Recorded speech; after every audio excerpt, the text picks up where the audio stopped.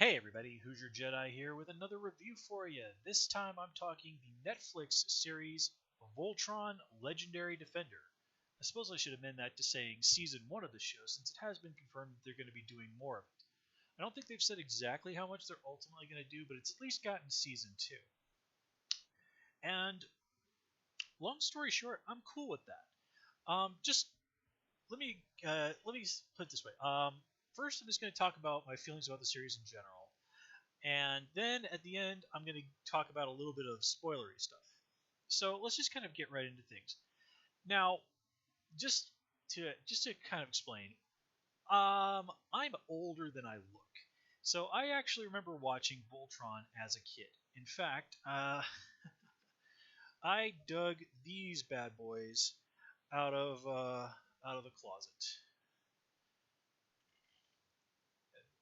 Yep. So yes, these are some of my old Voltron figures that I have had ever since I was a kid. Ever since my age was in single digits. And when I was a kid, I kept all of my favorite action figures in a little suitcase that my grandmother gave me. I still have that. And when I kind of got to the point where I said, okay, I'm too old for these things anymore, I put all of my favorite action figures in that little blue suitcase, and they have carefully been stashed away somewhere in my home ever since. And it's always fun every once in a while to just sort of get those things out, look at them, and just sort of like, man, these things seem so much bigger when I was a kid. But nonetheless, Voltron, I would imagine, is almost certainly my first ever exposure to anime. Although at the time I only even figured out the show was from Japan because I was reading the credits and I saw these foreign names and I'm like, oh, this they must have made this show in Japan. And I had the lions. I even had the Voltron camera. It was like an actual camera that would kind of snap out and into the shape of Voltron. So the sword, I mean, the show does have a genuine place in my heart. Now, since the '80s, back when I was young, they did try to bring Voltron back to TV two other times. I've never seen either of those shows, so I have no real opinion about them. So we're just going to talk on the Netflix thing. And the nice thing about this show is, and when I heard about this, it was mentioned that basically it was most of the people who had made Legend of Korra who were going to be behind it. And Legend of Korra was a show that I did a great I did loved I reviewed. We talked about that quite a lot. It was a great show. I enjoyed it a lot. And this show, it really does feel like Voltron made by the people who did Legend of Korra. And at the end of the day, it's pretty enjoyable. It's got some flaws, but it's still fun. So let's just kind of get into things. There are several things that I really did like about the show. One, they found a good way to sort of merge all of the elements of Voltron. Like, of course, it originally was a show from Japan, so instead of having a Swedish guy on the show, they've reimagined one of the characters as being Japanese. Which, okay, that's cool. Um, they've also kind of taken some pains to sort of make things a little bit more out there in terms of ethnic diversity. Um, I'm gonna, if you like, for example, in the original series, Princess Allura was just sort of like the standard-looking blonde girl. Here, I don't really consider this a spoiler because if you even like look at anything with the characters, you're gonna see this. She's basically some sort of brown space elf, which, yeah, okay. Um, Lance has become, it's a little hard to tell exactly what he is, but he's, sort of, as a TV trope so aptly puts it, ambiguously brown, which is what Hunk was in the original show. So I'm cool with that too. Also, very nice that they've got Stephen Yun from Walking Dead came in to play Keith. Really nice to see, you know, an Asian actor getting a little bit of respect out there, especially since that's such a hot topic issue these days. And Stephen Young is he? I mean, he's just a cool dude. He's worked with the Avatar Legend of Korra people, played Avatar Wan for them. He's playing Tony Chu in the adaptation of the comic book series Chu, which is written by a guy named John Layman, who actually happens to be a friend of mine. Humble brag. Okay, I'm being a little bit of an ass there, so sorry. But anyway, um, and there's a little bit more to say in terms of diversity, but we'll save a little bit of that for some spoilers.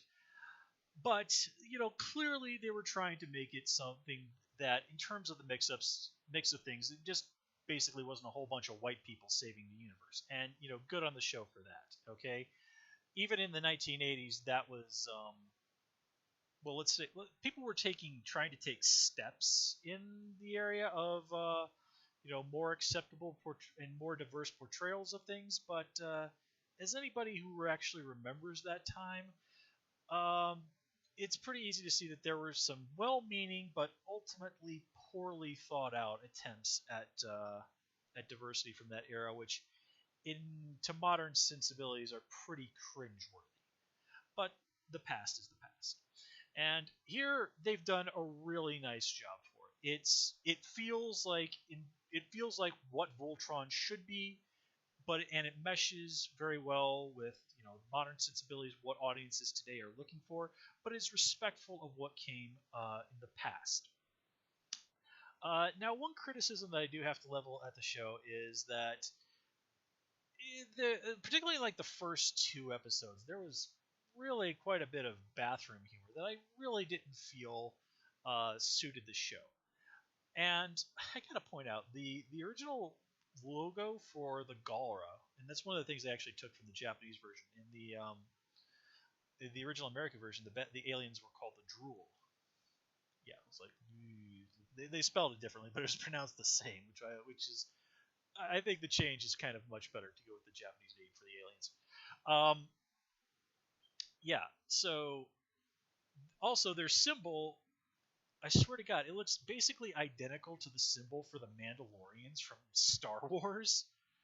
So I have a feeling that somebody, after they kind of did the first two episodes, which are part of basically kind of like a 1 hour thing, stepped in there and they made some changes. Like, okay, let's get the aliens a new symbol that isn't going to get us sued by Lucasfilms, and let's sort of tone down the potty humor.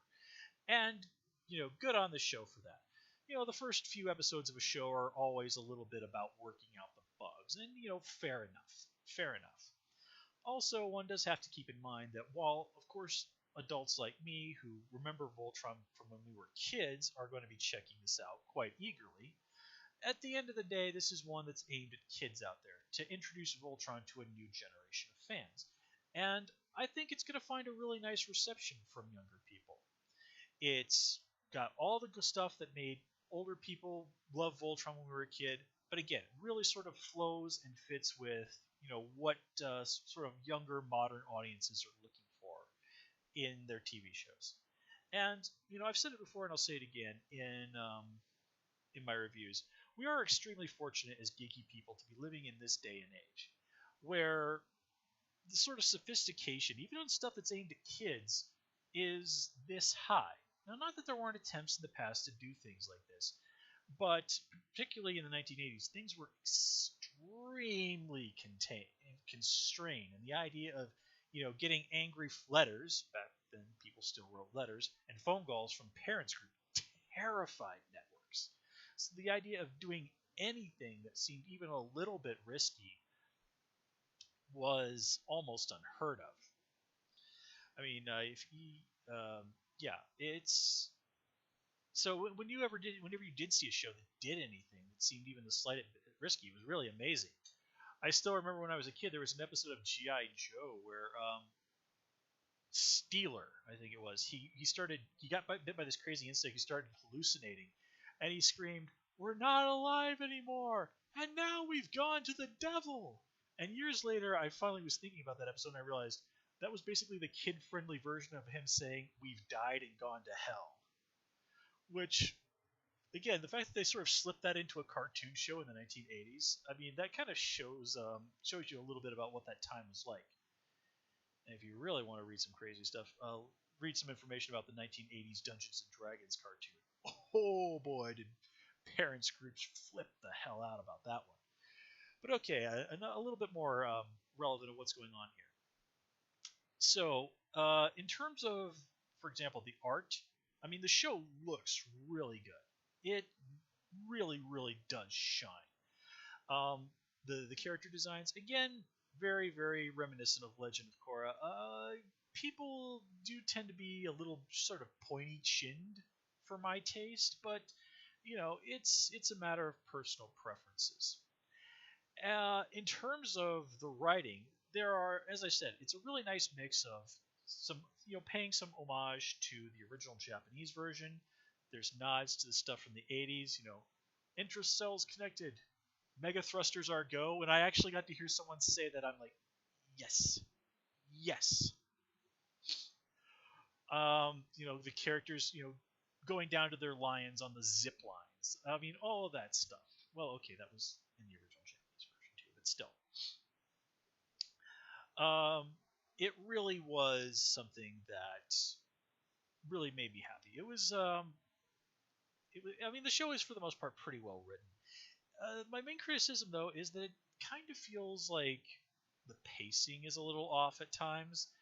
It kind of felt like the story-wise things could have been a little bit more structured. And not to really spoil anything, but when they kind of wrap things up in the final episode, it feels very abrupt. It doesn't feel like there's a, oh my god, I can't wait to see the next season. It's like, wait, are we sure there's not more than this? I mean, yes, there's a cliffhanger. I really wouldn't consider that to be a spoiler, but it's just like, um, I was kind of expecting something a little stronger than this. And well, let's see. Just to kind of talk about the characters themselves a little bit. The details of the characters' personalities is still, just because I haven't seen any of the original Voltron in forever, still a little vague, but in my head. But they did do a nice job of kind of giving everybody their own little niche to fill, their own personalities. Everybody has their moments where you really sort of see their humanity shine. For example, and just kind of a little thing. There's a moment where Lance really sort of sort of sits there, and it sort of hits him just how he's probably not going to be seeing his family again anytime soon, and that really hits him pretty hard. Which Lance has been portrayed as up to that point as being a little bit of a shallow person, but when you see that he's genuinely really upset about this idea that he's not going to get to see his family anytime soon, it sort of reminds you that underneath it all, he's still a human being, and that this is a really intense and tough situation that he and everybody else have found themselves in. And I do like that everybody is given those little moments to shine. I mean, Karan, for example, here is most of the time kind of a comic relief character, but he also gets to demonstrate moments of being an extremely competent person, a very empathic person. I mean, his dedication to Princess Allura is still very genuine. He really does care for her very deeply. He's sort of, for all intents and purposes, stepping in as the role of substitute father as well as protector. Hunk, he really does have have a kind of a nice arc midway through where he really sort of has to step up and really fight hard for, his principles and what he believes that Voltron and Voltron Force should be standing for, namely helping save people from the bad guys. And I think that just kind of cover the majority of what I have to say. As a whole, the show is pretty well written. There's really nothing I have to complain about in terms of acting. The music doesn't really stand out to me, but nothing's perfect. Yeah, so I mean, there are some flaws here and there, but at the end of the day, this is a pretty good show, and it definitely did a nice job of sort of reminding me of what made Voltron so much fun as a kid. And it was definitely nice to sort of spot the little nods to the past incarnations of Voltron and other little things out there. There's one episode where they're fighting a bad guy, alien robot, Robeast. I really do like what they did with the Robeast. They kind of found a very clever way to sort of work those things in, even though they're never actually referred to in the series as Robeasts. But anyway, it's very clear that if you know your mecha anime, that somebody had watched it. Probably somebody sat down, rewatched Neon Genesis Evangelion, and took some notes. So with that said, now I kind of want to move in and talk about some spoiler stuff. So I'm going to give you guys a 5 count.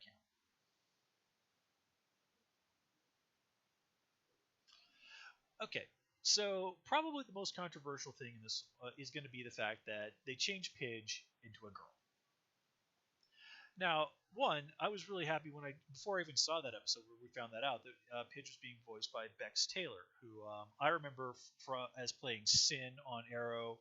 I saw her pop up in an episode of iZombie. She's apparently been on that Scream show on MTV. I mean, she's a cool actress. And once I kind of find out, like, oh, turns out Paige is actually female, I kind of like, yeah, okay, that's cool. So I don't really have a problem with this, especially considering the fact that by the end of the season, Aurora has not taken up the role of piloting a lion like she did on the show. Now, whether or not she's actually ever going to do that, that's something that's kind of a divisive issue among fans.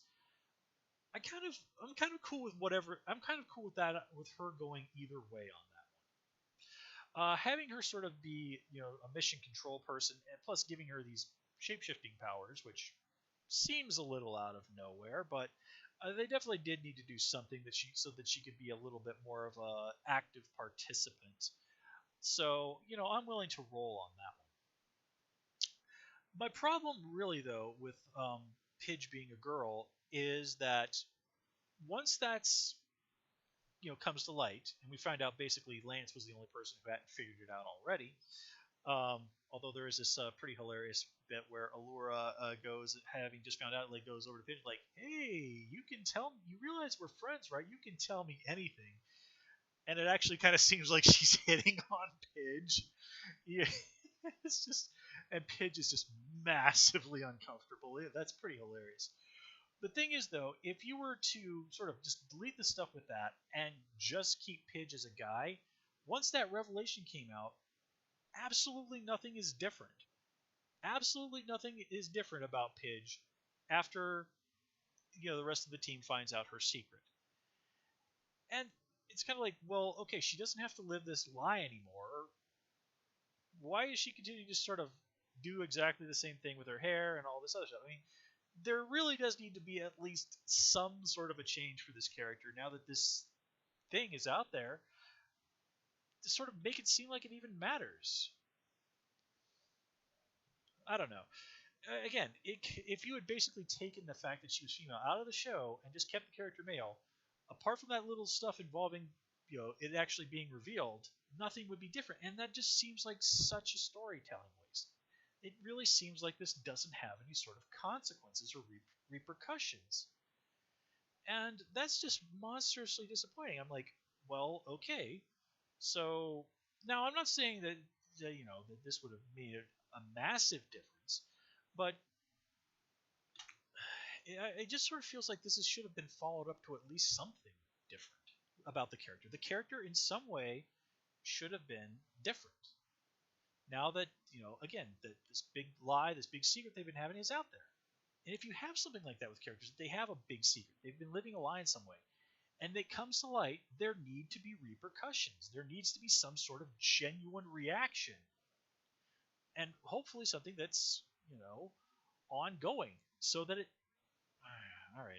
I made my point. I'm just repeating myself. Let's see. What else? Kind of wish they'd done a little bit more with Hagar. She was always a character I liked quite a bit on the show. Also, a little disappointed that we never got to see Prince Lotor, but again, you kind of need to keep something in stuff, kind of keep something off on the shelf for later seasons. Fair enough.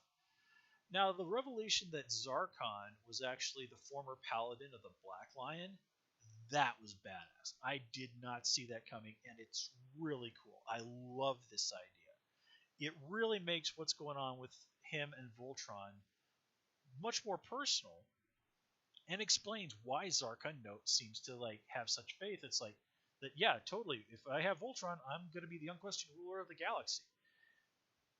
It also puts things on an even more personal level between him and Shiro. Now that Shiro, of course, is the paladin of the Black Line, and never mind, captured, enslaved, lost an arm, and all this other stuff. So, yeah, great twist. I love that idea. Let's see. What else do we need to talk about?